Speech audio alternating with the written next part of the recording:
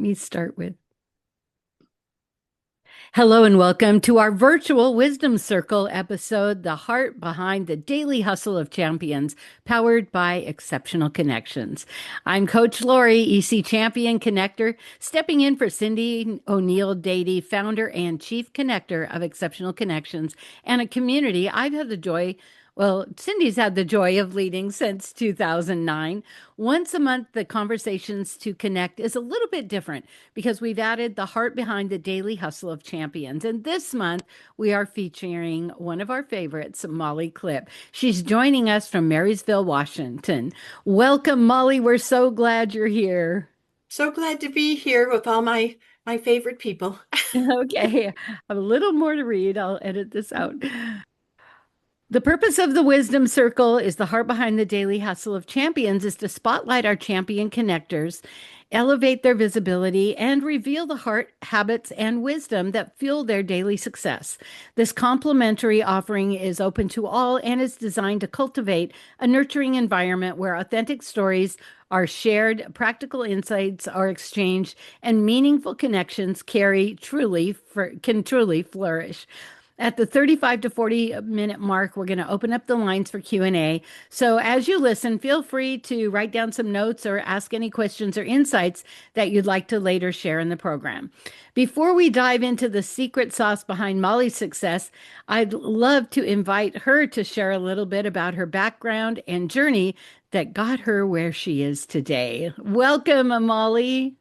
Well, thank you for having me here. And if you could let me share my screen too, that would be awesome. Let's see. I think I can do that. Let's see if I can. All right. Are you seeing my screen? I am. I, Okay, there we I go. think I am. Yes, yes. Well, just recently, as a lot of you know, I have taken an AI class, and actually, I'm in the process of another one right now, learning Claude. Now I've gotten ChatGPT down, and I've just had way too much fun making so many cool things that I would never be able to do it. So I want to welcome you to the heart behind the daily hustle of champions. We're really, really glad that you're here today with Exceptional Connections. And just wanted to share with you some of my background, how I got to where I'm at. Okay. So we are, there we go. Um, this is another AI thing. Just threw it in there going, you know who I am. Let's put it all together. So that was kind of fun to do. So, so I'm going to talk about this is who I am, where I've been, and what I teach. So we can go from there. So who am I? So we can go way back. I am originally from Rochester, New York. My husband and I actually were born and raised there. And the top left corner, you can lovely see these our Easter hats. So I hated that hat. Oh my gosh, I hated that hat. My mom was always very big about, having Easter hats, and there was three girls or four girls and one boy in the family. And so, I was raised in an Irish Catholic family, so everything had to be done proper and, how it was supposed to be done. And I have dealt with a weight issue all of my life. This is something that I did. You can see my little chunky thing here with an ugly hat on. And, gone up and down as many of us have done in our journey. And so, when I go back to look to who I was and where I started, I was the fourth child. My mom was a nurse, my dad was a drafting engineer. And as we moved along, my oldest sister became a nurse and she got a master's in nursing. My brother became a doctor, he's a pediatrician. My other sister, who was 2 years ahead of me, had gone to college, and just this will give you some insight later, but she went to college and got a degree in teaching, but then went back to school and got a drafting engineer. Then my youngest sister is a CPA. I was, as the fourth child, it was 2 years between each of us. Mary Ellen had gone to college and pretty much frittered away and drank her way through, Potsdam State College, and had way too much fun, and, had a 2.2 average, just was partying. So by the time I was ready to go to school, my mother says, "Do you know what you want to do?" And I'm like, "Yeah, I haven't got a clue." She goes, "Why don't you take secretarial classes then?" So I'm like, the first message that sent to my head is, okay, I'm too dumb to go to college. That was the first message that went to my head. And so And a lot of that particular statement really drove me through my whole life. And it stuck with me for a very long time. And it, not that it was ever said, but it was the message I heard. And so it's really important as we talk to people and when they're talking to us, a lot of times their self-evaluation isn't real. It's just what they heard and how they live with that. So fast forward, I took secretarial classes. I flunked my Greg shorthand class. I almost flunked typing, and one of the nuns, we went to a Catholic school. So one of the nuns said to me, and she was so sweet, and Sister Veronica, who was mean to everybody else, but absolutely loved my family. She said to me, Molly, she goes, you come from a family of academics. She goes, for you to have to physically write and type, your brain hasn't gotten that into connection yet to be able to do that. You're used to thinking things through your head. And I went, oh, okay. And I took the class again and got a straight A. And she just gave me the confidence that I was smart enough that I could do it, So I'm like, okay. So fast forward, I got graduated. Actually, I met my husband John on St. Patrick's Day in 1974. He was dating my best friend. We didn't date for a year, so it was all good.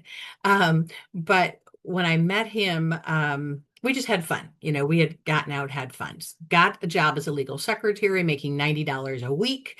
It was a big deal back then. And I just thought I was going to be a legal secretary. And then John and I started dating in February of 75. And, we knew we were going to get married. So I just figured I'm going to have the MRS degree. That was what my family told me. You don't have a college education, Molly. You now have an MRS degree. And that's what you're going for. And you want to have babies. That was kind of where I was sitting. So a year after we got married, John had graduated with a criminal justice degree. And at that time, you had three choices. You could become a cop, you could become a lawyer, or you could become a social worker. So he didn't want to become a cop. He did a social worker for a while, but that didn't work out. So he says, okay, let's become an attorney. And both of us are like, well, we want to get out of Rochester. My family was very controlling at the time and really liked to be up in our business and telling us what to do. And we're like, okay, we got to get out of town. So he applied to all these different colleges and got accepted at all of them. He had a 4.0. So we said, oh, Oregon sounds like fun. We'll go there. Didn't know anybody. He got accepted at University of Oregon. We took a 3-month camping trip. I'd never camped a day in my life, and he takes me on a 3-month camping trip in a 2-man pup tent. We had a ball. And when we got to University of Oregon, Springfield, Oregon, we rented an apartment, had a great time. We had so much fun, met so many nice people. I found a legal secretarial job. John started going to law school within 6 months, hated it.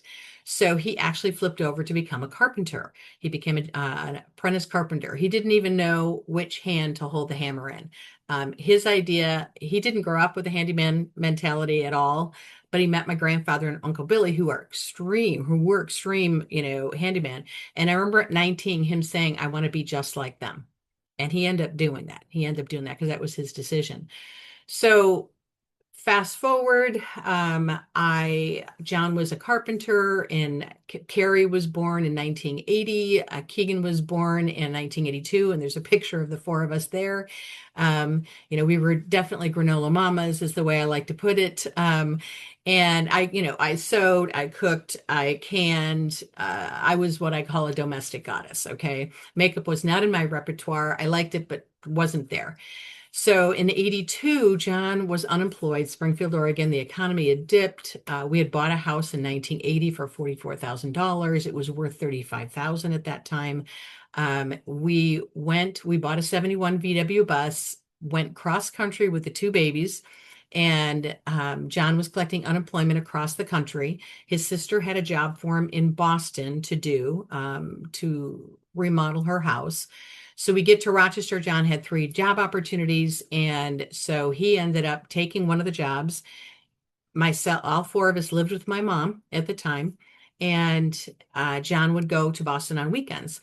In October of 82, I'm bored out of my gourd. I have no sewing. I have got none of the stuff I can do. And I got invited to a Alouette Cosmetics party. My sister-in-law had it. I was a model that night, asked to be the model. And at the end of the party, she said, how would you like to do this? And I said, absolutely not. You're out of your mind. And, but I found out how much money she made in that time frame. And I remember thinking there was 15 people there. And in my head, I'm thinking nobody's going to buy anything because I didn't buy anything, and nobody's going to buy anything. Well, she had made $56 that night, and I'm sitting there going, and my sister comes up, she goes, "You should do this." And I'm like, "Yeah, no." But I couldn't stop thinking about it. And I just kept thinking, if she made $56 and she wasn't really good at this, I had never sold a thing in my life, didn't know how to put makeup on, had never done any of this stuff before. And the next morning, I asked my husband, he says, "How much is it going to cost me?" And I said, $20. And he goes, "Okay."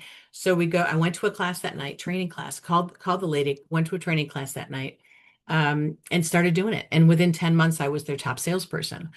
And what I discovered about myself during that process is I'm a learner. I'm a lifelong learner. And that really has what's driven me through everything in my life is I'm a learner. And I love to learn and I love to apply it. And so that started my journey when we lived in Rochester until the fall, no, June of '83, when we went back to Springfield. I started with the franchise there because Alouette was franchised out. So I started there and realized very quickly that she wasn't doing it right. And and I'm so naive, and I'm like going to her, I said, "Don't people get confused?" And she said, "What do you mean?" I said, "Well, you don't do what the training tape says and what the manual says." Because I mean, the founder of the company was like very OCD. Everything had to be done just so. And that was good for me because I like to do exactly what so. Memorized the tape, had the whole thing down. And she goes, "Oh, I'm doing exactly what the tape says." I'm like, "No, no, no, you're not." And she goes, "Oh, yes, I am." And I'm like, "Okay, I'm going to shut up now." So, but it kept in the back of my head because I like things done right. And I like to follow the rules. I am a rule follower most of the time. Okay. So fast forward to 1984, I was a manager with that franchise. I continued going to training. I continued, again, I don't have a college degree, but through the years, I have listened to every tape CD from Zig Ziglar to Jim Rohn to John Maxwell to Tony Robbins. I mean, you name it, I have listened to it. And I did that for 35 years. And so, because of all that information, and because I learned a long time ago, is if I learn it, I teach it, I learn it better. And so that was kind of my mantra. So as I was working with my managers, everything that I learned in all these CDs and these tapes in my car, because my car was my university, I was in the car all the time. And I never listened to the radio. I always listened to tapes and CDs. And now you can do podcasts. It's the same thing, but it's the same thing.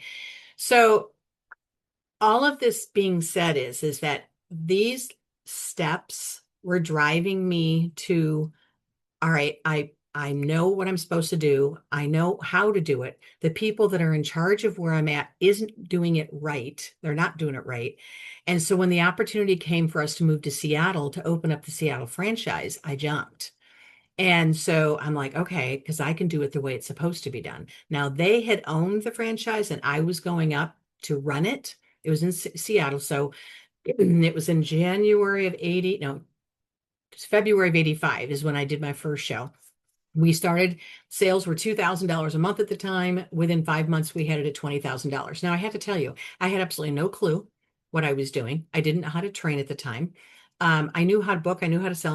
I knew how to talk to people. I knew how to build something from scratch. So, and that was the second time I'd done it, and I've done it again. So a number of times. So I knew how to build stuff because I could just talk to people, and I like people, and I like to be able to help people, and I want to be able to teach people. I mean, that's just really fun. So when I learned how to do cosmetics, um, women wanted to know how to do it too. And how do I do that? Can I do this for you for free? So all of this being said is that women became the heart of what I do. Women, helping women and helping them feel beautiful and look good and to be able to elevate where they're at. That gives me joy to be able to, make women feel better. I've done a lot of theater makeup. And one of my things in my theater room is my job in the theater room when I send actors out to go on the stage is that they feel like $1 million knowing not only that, they look good, But the whole time I'm like, I just watched your performance last night. You were awesome. Oh my gosh, the way you delivered that line, the way you delivered that line. Oh my gosh, did you see the audience laugh at that? So by the time they got out on stage, they had an uplifting time in the chair. So the makeup room became the room to be in for the 16 years that I did theater makeup, because of the fact of I always want to make sure that I lift you up and make you feel better about where you're at. So 85, within 5 months of running the franchise, actually within a month of running the franchise, and we were making peanuts, I said, what would it take to buy the franchise? And then it became a 5-month negotiation time. We had no money, understand. We had no money. So we borrowed money from my mom and my sister, and we paid $89,000 for a franchise. And we took us 5 years to pay it off, just having ramen noodles. We had Carrie and Keegan at the time. We wanted more kids, but we had to wait because I was building the company at the time. So fast forward, we did Alouette for 30 years. We became the top franchise. That was my goal when we started, is I want to become the top franchise. So I hung around the top people, asked the top people what to do, how to do it. But nowhere in that area was there any business training. There was no business training. And it was all about sales, marketing, how to build your team, but no business training at all. And my husband had no business training at all. We kept talking about doing all of the books online, but he liked to do it on paper. So I never got profit and loss statements. I never got knowing how much money we made. We just knew the revenue. We were just building the revenue. And one year early on, there was a contest that for $800,000 in the year, you would win a trip to Hong Kong. So I worked my butt off to get to Hong Kong, and we did the numbers, but we didn't have our inventory bill paid, so we couldn't go. And that totally devastated me. So that's part of what drove Beauty Buzz Business Mastery, because I know how many beauty business owners don't have the capability of how to have business, because you could reach the revenue, but not have the money where it's supposed to be to get you where you want to go. So that was I remember just being dumbfounded and just stupid. I couldn't even talk. I was so disappointed I couldn't even talk, which if you know me, that's unusual. So it was really devastating to me, and it didn't teach me to go get a business coach at that time, which I should have, but I didn't get one then. I just thought, okay, I just got to make more money. I just got to make more money. I just got to make more money. I got to get the revenue sales. I got to do this. I got to do that, but didn't fix the leak that was happening behind us. So a lot of beauty business mastery came from those lessons of what I did. We were in the business for about 25 years. The ownership, leadership had changed, and the person who was now being president started trying to micromanage me, which I don't do well. And she had less experience in the industry than I did, and she was trying to tell me what to do, and I didn't take it well. So I started, get prayer. I would always ask God every year, am I doing what you want me to do? And the answer was always, you are where I want you. Those last 5 years, the answer was gather information, the way will be shown. I mean, it was that clear. And I would have that in front of my computer. So I started putting feelers out, and I knew that I could get hired as a sales trainer, any company that I wanted to go to. But I liked my control of my own business. I liked to be able to do what I wanted to do. So, and everything that drove me was my family. That's why this picture is family, because everything I wanted, if I was going to do something different, I had to be able to be home with the kids. I didn't want to have to travel so much that I was going to be leaving them. I love to travel, and I took the kids with me. I took tons of trips, did over 33 cruises, and I've been all over the world with Alouette. But it was the family that drove me. The kids, we had the business in the home, and I knew that I wanted to make sure that we were there. I was there for them. And I trained them. Actually, all the kids worked in the office at one given time. None of my kids, nobody's a stranger. There's not a shy bone in any of my kids' bone, and they're all very much driven. Okay. Except my daughter. She's not driven, but she's driven. She's a new mama now, so she's okay. She's got it. So my heart was my kids. The deeper purpose and calling fuels my work is my kids. It's my family. It's being able to be the example to them. That was very important to me, to be the example of a successful mom and a successful business person, that I know what I wanted to do. Um, the things that, influenced my purpose, passion, and perspective were the people that I met along the way, the training that I met along the way, the success stories that I saw along the way. And I kept thinking, I can do that. I can do that. I will just do what they do and I will move on and I can do that. So those were some of the things that really challenged me. So personal challenges and pivotal moments that helped shape my career. Well, one of them was moving. Another one, we lost our house to we actually, when we moved up here, the economy had tanked so bad in Springfield that we had to give our house back to the bank. And so for 16 years, we didn't own a house. I was too afraid to buy one because I was afraid it would happen again. So in 2000 or in 1997, we found our dream home and moved into our beautiful dream home, which a lot of you had been to. And Kim sold for us. Thank you much for Kim. But it was my dream home. We lived there for 21 years, had parties galore. I mean, we could have 100 people at the house and you wouldn't know it. And it was perfect for everything we wanted and we loved it. And Kim asked me a really important question. She goes, do you want to die in this house? And I went, no. She goes, okay, it's time to sell. So it took us a year to get it ready. 2018, we sold it. But prior to that, when I knew that I had to get out of Alouette, I found permanent makeup. There's another story to that, but I found permanent makeup and I met Penny Rudy, who then became my best friend. And she trained me how to become a permanent makeup artist in 2014. So I started playing with it. Now I'm one of these people that when I set a goal for myself, the class cost me $3,850. I gave myself 6 months to make the money from permanent makeup to pay that bill off. So every single time I would spend money on training, what I learned from it told me that I had to make sure that I, knew what I had to pay off. So that was just kind of, spending the money, that was a lot of money to us to do that. And especially, going, okay, how are we going to do this? So I took a year, I played with it. I did it all through networking. I was not allowed to have a website, not allowed to have social media because Alouette did not like the fact I was doing it. And they kept threatening to shut us down because of it.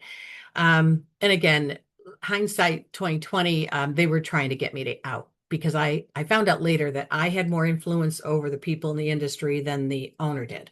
So they wanted me gone. So I'm like, okay, fine.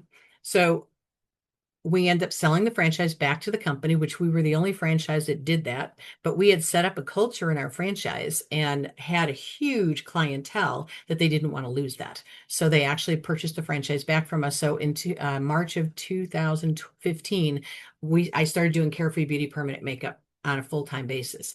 I gave myself 12 months to get back up to six figures. Which took me 20 years to do in Alouette. It took me 11 months to do in Carefree Beauty because of what I had learned in the marketing, because I knew how to market, I knew how to network, I knew how to build. Um, that was when I hired Debbie Page to be my business coach because I said, I'm going to do this differently. So, my mindset, the approach, the philosophy sets me apart. Again, I never believe that I can't do it. It has nothing to do with whether I can or I can't. It's whether I will or I won't. And those are the decisions that I made through the years. It was whether I will or I won't. If I'm going to do something, I put my heart into it and I'm going to do it to the very best of my ability. So when Deb Page took over with me for a year and she was my business coach, one of her first questions she asked me is, what is your profit? And I looked at her, I said, whatever's left over, having no clue that the answers. And she was so good with me because basically took me baby steps and, taught me how to use profit, how to use money, how to save it. I can remember through the Alouette years, dreading when these when April 15th came up to pay the bills, because my husband was not one to put money aside. He was just trying to pay the bills every month. My kids went to private Christian school. So, the money was all going there. And again, we didn't have profit and loss, so I couldn't know where to, I didn't know where to go with that. So going to IRS, April was a nightmare because we're like, how are we going to pay that bill? How are we going to pay that bill? When I learned with Deb, the first year I just was able to pay the whole thing off, and my husband and I had a party. It was a revelation that hadn't happened in 30 years. So owning the franchise for 30 years, yes, became very, very successful, not money wise, but we did marketing wise. Carefree Beauty, that was the shift for me, being able to do things differently. I asked My values that guide my work and life, it really comes down to doing it right, doing it the way God would want me to, doing it the way that people, how how I'd want people to treat me. That's how I want to treat other people. And I always want to make people feel good about the decision they made to work with me. So it's not like, oh crap, I just shelled out this money. Was that a terrible decision? But I really want to make sure that everything, you know, works to that. That they will, I want to make sure that I do the very, very best of my ability and that there's never a regret afterwards. No buyer's remorse after working with me. That was one of the things that's very important to me, how to do that. My secret sauce that's contributed, I asked my husband about this. I said, what would you say? John worked with me for 30 years, then watched me do Carefree Beauty. And I said, what is it? He said, your perseverance. He says, you're never accepting no. Always doing things the way you're supposed to do, but just keep doing it. He says, you are so strong in that perseverance section of doing it. And I had there's a question that's asked by Dean Graziano, and he goes, there's what drives you to do what you do, and he says there's 7 layers to it, and the first layer, can just be it drives me to do because I want to be able to help beauty business owners, or but when it got down to the 7th layer, and this will make me cry. The last layer was, I don't want my kids to have to take care of me when I can't work anymore. That was the big one. That was the one that drove me from the very beginning. And so what drives me to my success is making sure that I am set up. John got diagnosed with Parkinson's last year. He's doing great, but the time's going to come he's not going to be doing great. And I knew that I had to be able to have a business that I could be home with him to take care of him. I love Carefree Beauty. I will do it. Even if I only can do it one day a week when the time comes, I will do it because I love it. It's, my social time. It's my creative time. It's my fun time. But the passion that I figured out, because when I became a permanent makeup artist, I got invited to be on the board for the Society of Permanent Cosmetics Professionals. And at the time, I remember thinking to myself, I just started as a permanent makeup artist. Why do they want me on the board? Because I'm like, I don't have the experience that these other people have. And what I found out after being on the board for 5 years is they had me on because of my business acumen and how I can teach people. So I would teach people how to do, this. When I learned from Deb how to do this stuff, I started teaching other people how to do this, how to take care of your business, how to save money, where do you put your money, how do you set up systems, how do you reward, how do you build your clientele? I mean, these are things that I just started automating and started doing systems with it because I'm a solopreneur. I had made the decision at 58 when we shifted gears to do permanent makeup, that I didn't want to have a large group. All I really wanted to do is work solopreneur. I'd had an office staff. I'd done all that. If I had started 10 years earlier, I would have had a full salon. But because it was just me, I just wanted to work with me. So because I learned how to do it as a solopreneur, I started speaking at the Society of Permanent Cosmetics Professionals, and there would be retreats and people would ask me to come speak. And I would just talk about what I found out. And they're like, we didn't know this stuff. And I'm like, I thought everybody knew this stuff. And they're like, no, we don't know this stuff. When are you going to write a book? When are you going to start teaching on this? And that journey, that was like 7 or 8 years ago. People started asking me. So this has been on the back of my mind for a long time. So with John getting diagnosed with Parkinson's, I'd started the process beforehand, but now it's really revving it up so that I can be able to do the things that I want to do, be able to travel and do the stuff, be able to take care of John when I need to do it, um, and be able to help beauty business owners. A sad thing that happened, a very good friend of mine, had been in the industry for 25 years. I'd been teaching her all along the line about how to systemize, how to, create loyal customers, how to set up your books, what to do. And she just kind of laughed me off. And I'm an artist and that's what I do. And I know you're so good at that, Molly. That's your party and that's what's good. Well, she retired last year, has absolutely nothing to show for it, didn't sell her business because she didn't do what I told her to do. And I'm watching her floundering now because she has no goal of what she wants to do after she retired. And it breaks my heart. And most beauty business owners do not sell their businesses afterwards because they don't set it up. And that's what I want to help people do. So this is what I'm driven to do, to be able to help beauty business owners with quick things. So I've created a program of do-it-yourself courses. I have a 6-month mastermind I'm going to be doing. I do one-to-one mentoring. And again, that's what I'm in the process of building right now, and so close to getting it launched here. We're doing the videos and editing them now. Daily habits that help me stay aligned with this is I set up goals for myself. I've learned, there was something I heard a speaker say one time, is you ever notice that women take an 8.5 by 11 sheet of paper and write down all the things that they got to do? And then they turn the paper around and keep writing. Now it's on my phone. I have, notes on my phone, but we have these long lists of all these things we got to do. But if you ask a guy to do his list, he takes a Post-it note, he writes 5 things on it, and at the end of the day, he crosses them all off saying, I'm good now. I can go golfing. And all I'm thinking, that's really smart. That's really smart. We as women tend to overwhelm ourselves. Pick 5 things that you want to get done that day. That's all you got to do. You got to be able to minimalize what you got to do on a daily basis. Pick your days. Like Mondays and Fridays are my days, my admin days. This is what when I do stuff. Tuesday, Wednesday, Thursday, I work on permanent makeup. If I have a break in the day, I will work on my beauty business mastery on my computer and get everything in place as it's working. But it's getting the list done, because what happens is that if we don't get the list done, we feel like we're not doing enough. And this is a woman thing. I really believe this is a woman thing, is that if we don't get enough done during a day, we feel like we failed.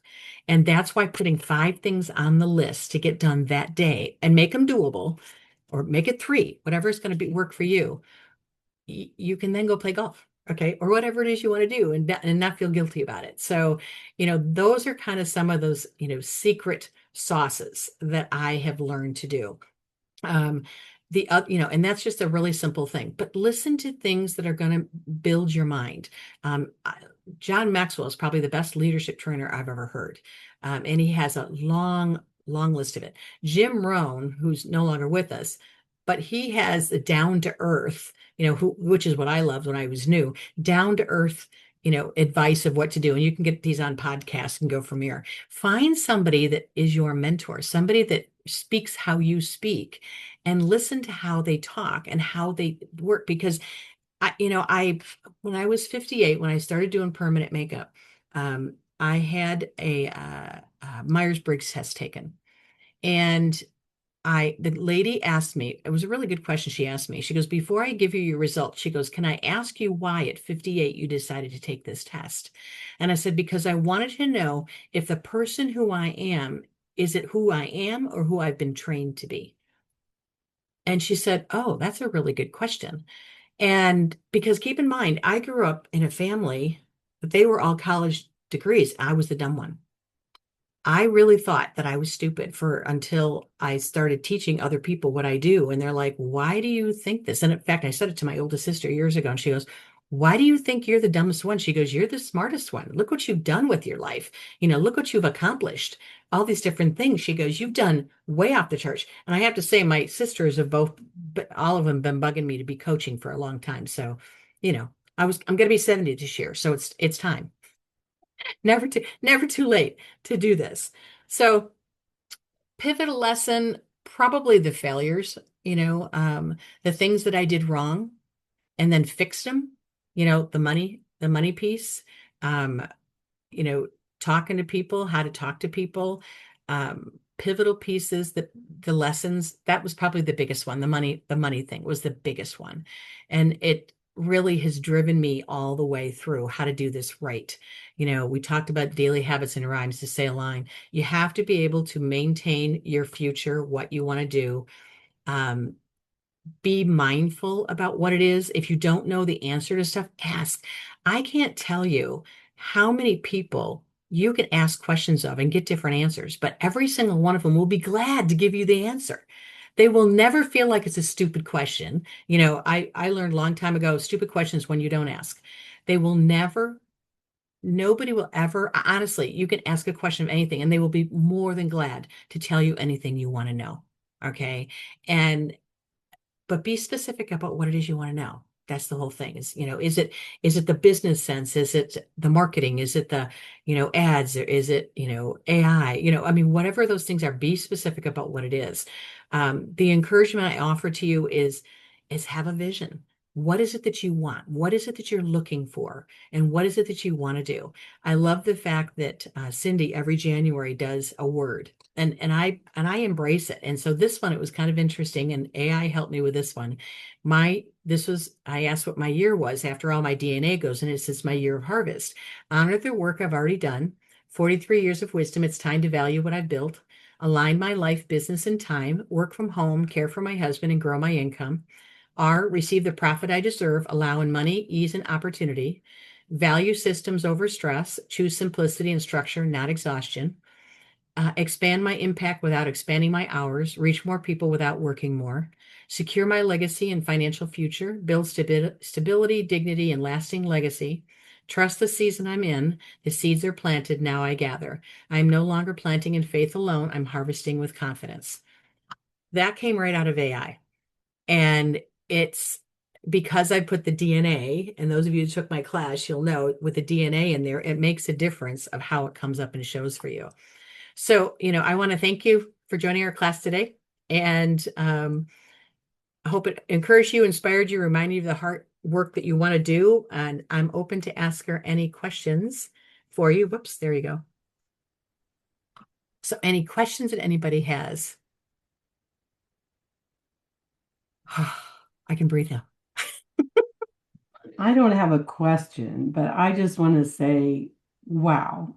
And thank you, Molly, because I've known you for a lot of years. We've known each other since 2007 or Devin, yeah, 2006. yeah.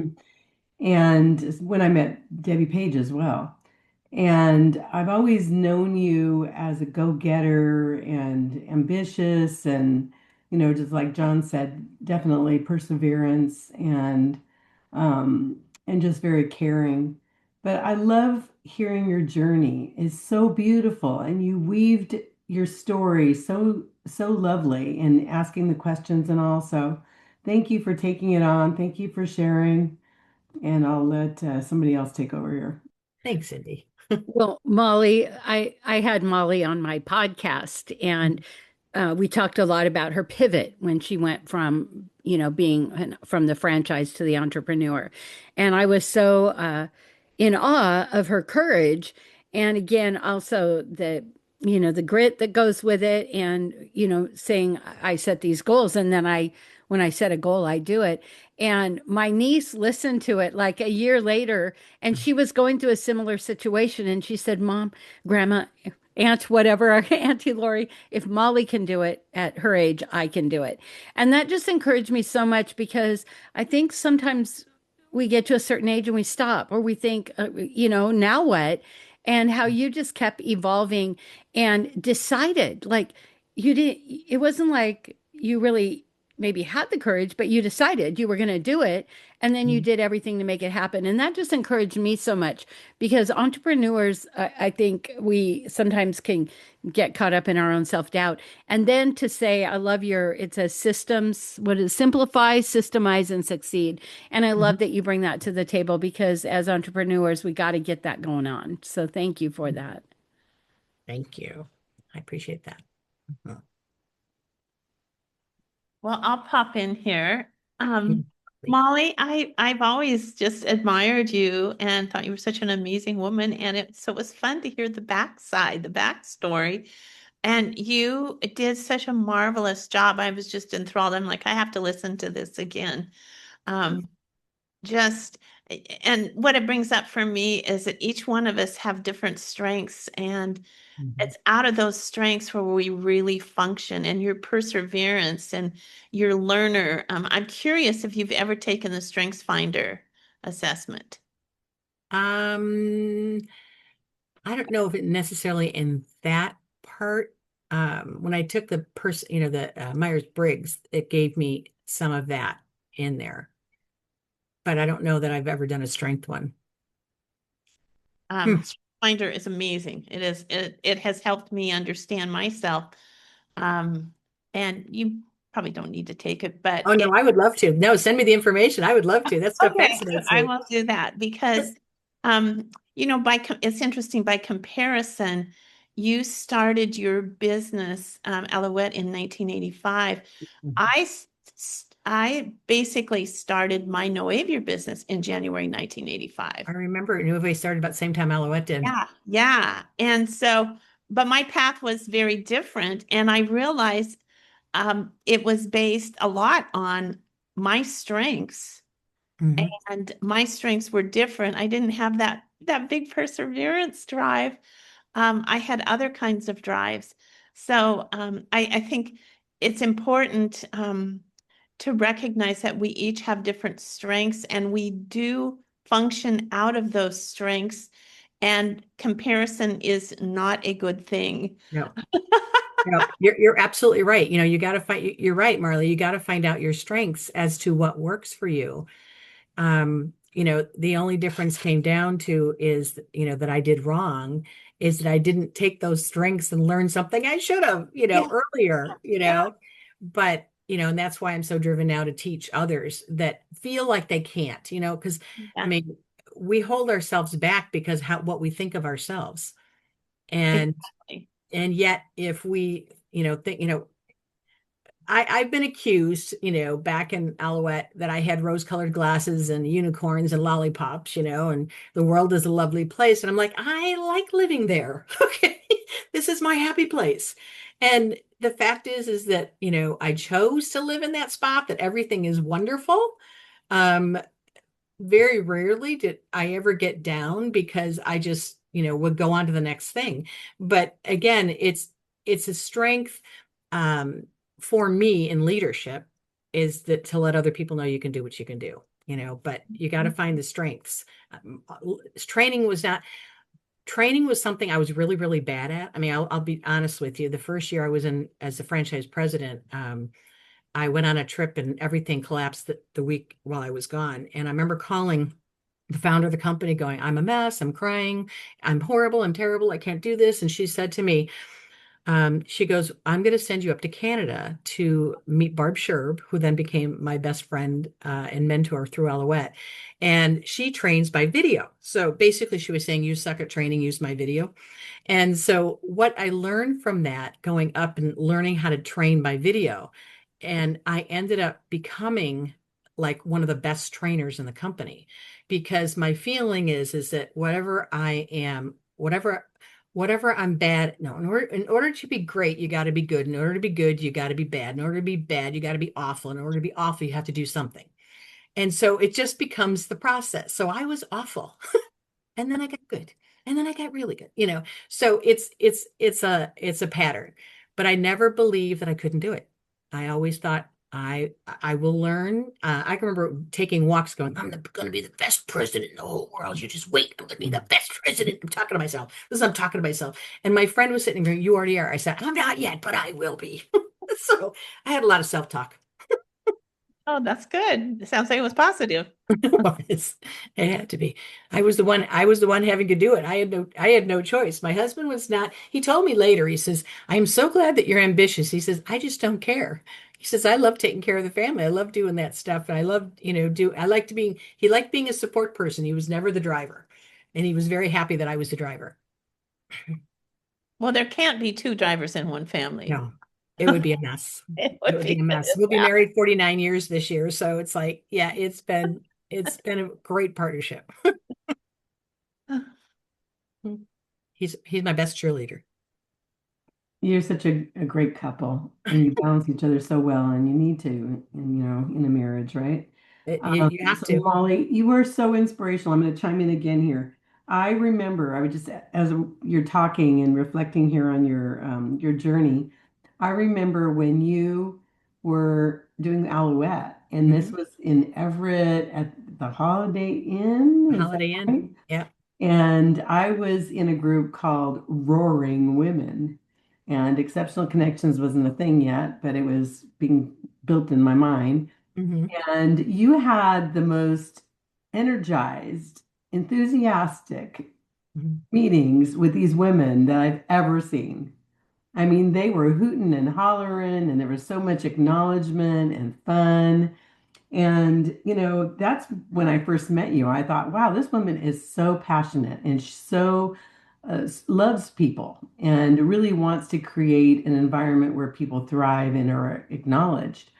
And so I've seen so many pieces of you over the years. I love the way you reinvent yourself. And there's a lot of people that jump from this to that, and it leaves them with a reputation of being flaky. You know how that happens when people are Yep. always doing a new thing and reinventing themselves? Yep. But you do it so graciously because you do it with intention.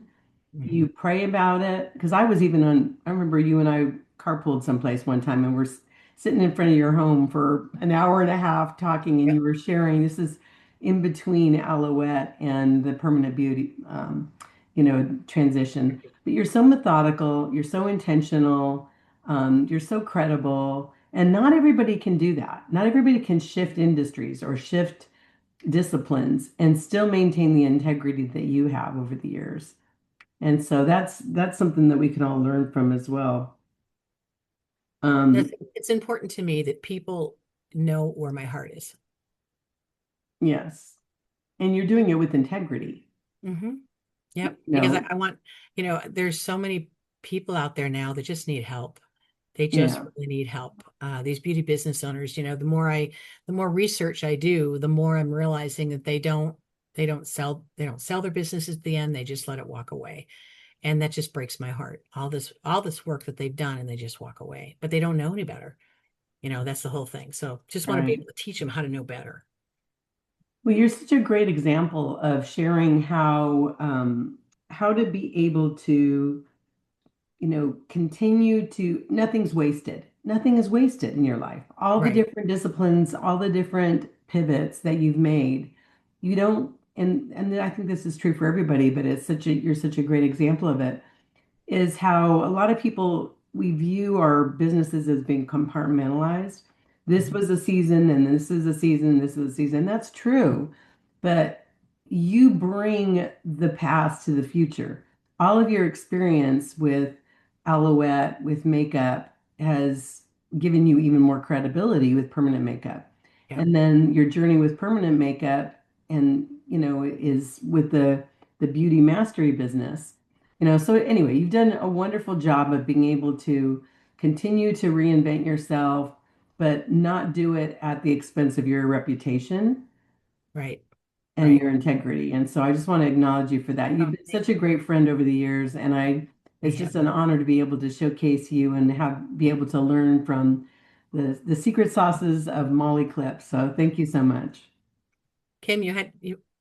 Yes, I wanted to say I've really enjoyed your all the things you talked about. I am curious as to what your Myers-Briggs type is.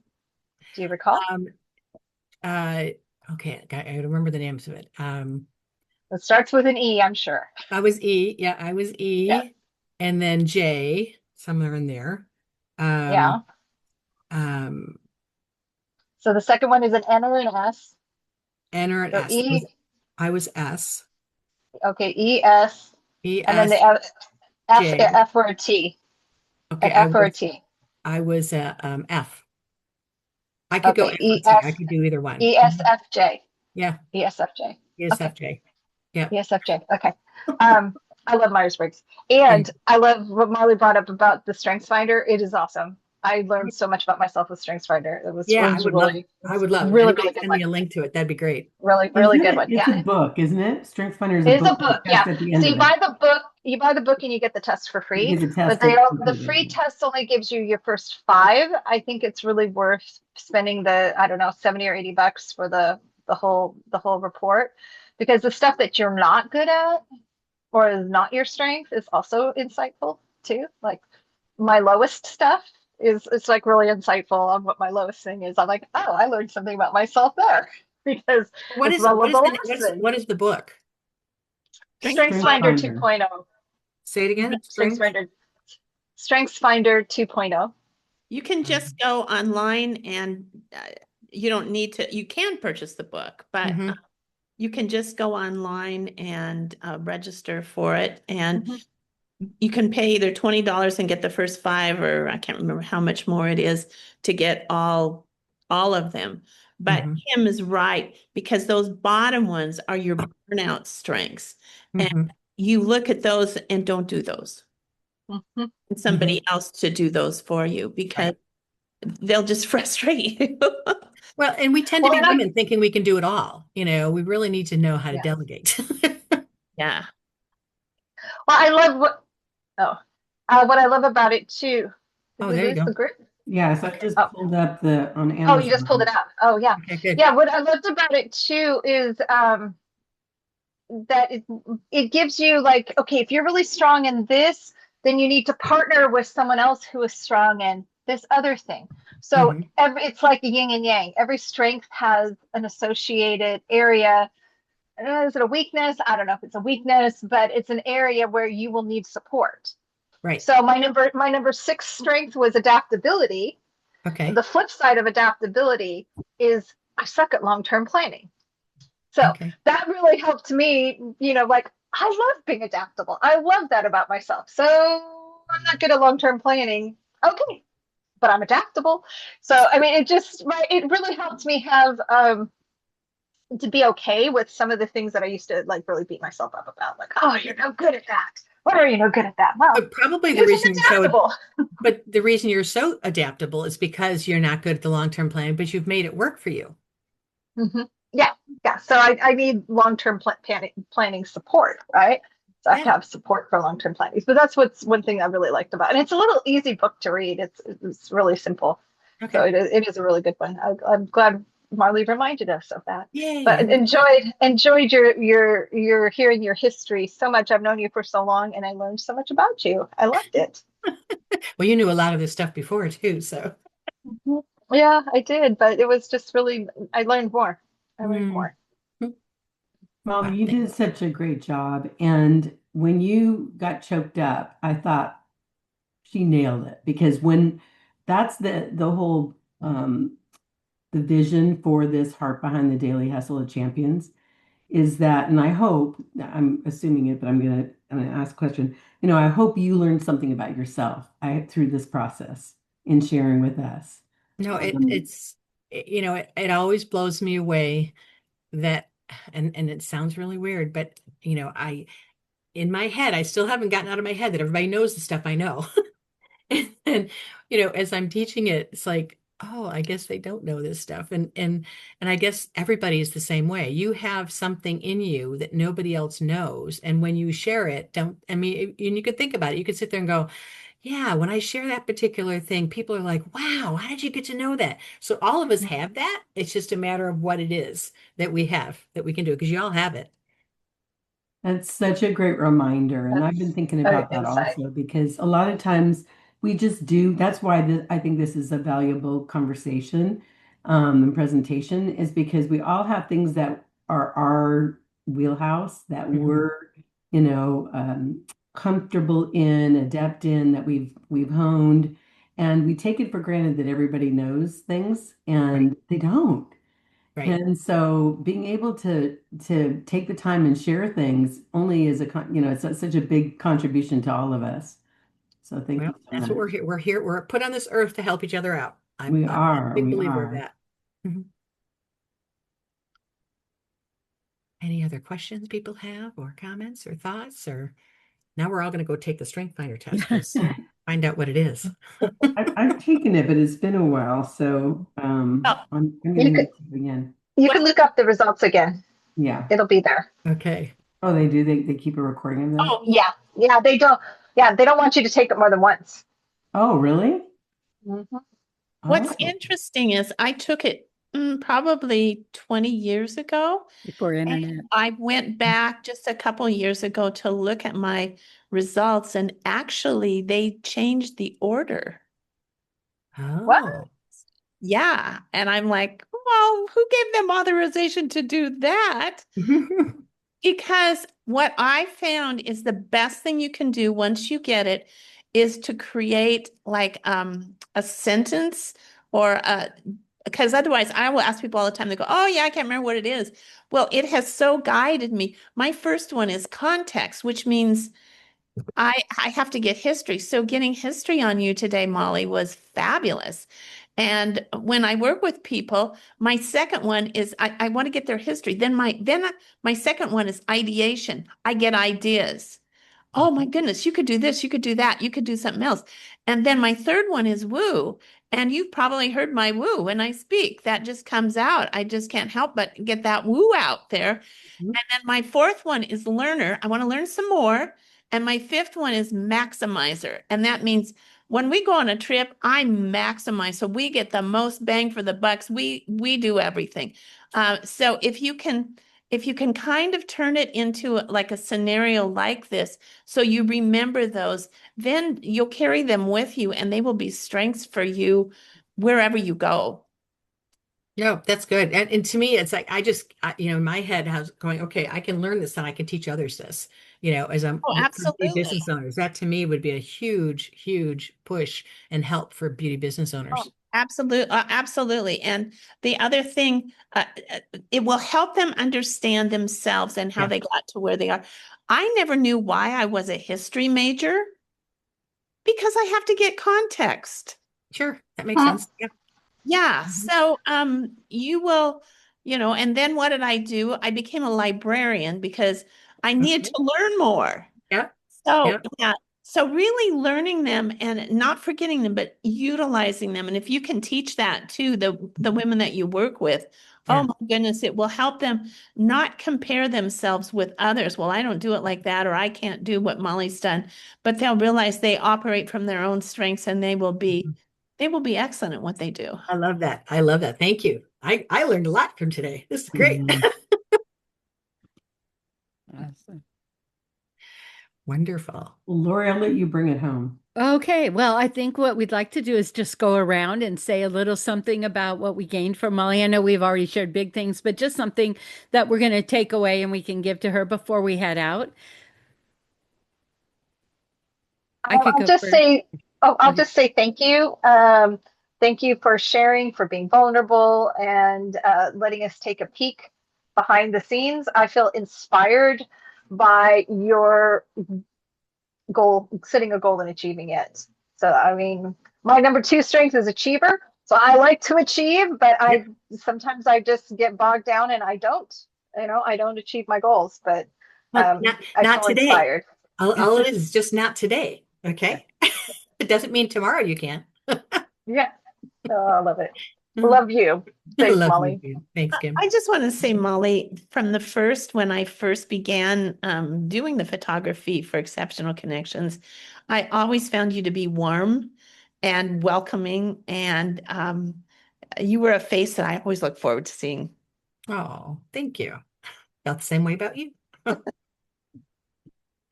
Molly, I just want to thank you for whatever you do excellently. You do exceptionally. You're such an amazing contribution to our community and every community you step into. And I'm just so grateful that you're not believing the lie or when things happen in our life and we make it mean something Yeah. Yeah. and you're vulnerable and you share that, but you don't believe that anymore. I can tell No. because you know your worth and your value. And because you know it, you teach us to be able to know that for ourselves as well. Because we all have things that we've been through in our formative years that have there's lies in it, and those Mhm. lies have kept us playing small.